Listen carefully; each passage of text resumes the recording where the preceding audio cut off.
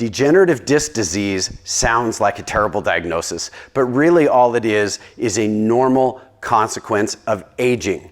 If it's happening at a rate more rapid than your birthday says it should, then that's typically when it gets a label. But if you're over 40, 50, 60, certainly in that realm, you should expect to see that, but it's really not much different than seeing a couple wrinkles and gray hairs too. So understand that it is essentially a normal consequence of aging. Now, pain is not, and you may have pain because you have degenerative disc disease, but let me explain to you why that happens.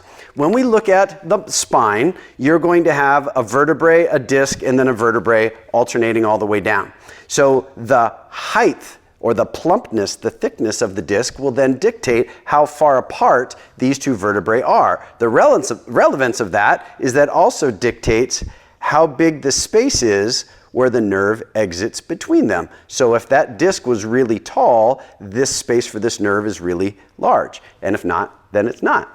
That's thing number one.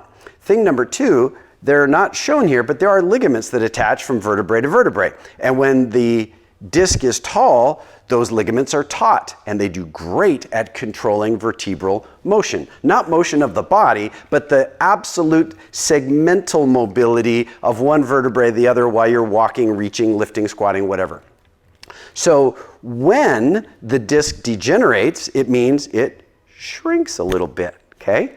Now, when it shrinks a little bit, now that means the space for this nerve just got a little bit more crowded. And remember, when the disc was tall, the ligaments were taut. When the disc shrinks a little bit, now there's a little bit of play. And just like a dog, if I hold it by the collar, that dog's not going anywhere. That's with normal disc height, good tension in the ligaments.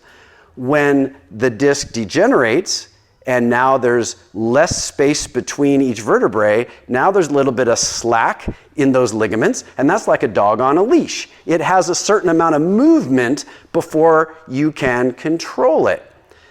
And that's where most people end up getting their problem, because that extra slack then can create issues. Your body will naturally try to correct that by making what people call a bone spur.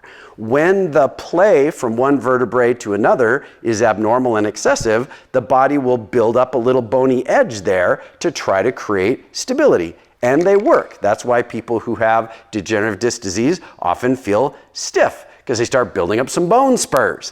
So because the movement from vertebrae to vertebrae was not well controlled. So what we do in rehab is we work on segmental stability. We train the nervous system to use the muscles that attach from vertebrae to vertebrae to vertebrae for those muscles to work better, for those muscles to work faster, for those muscles to work reflexively.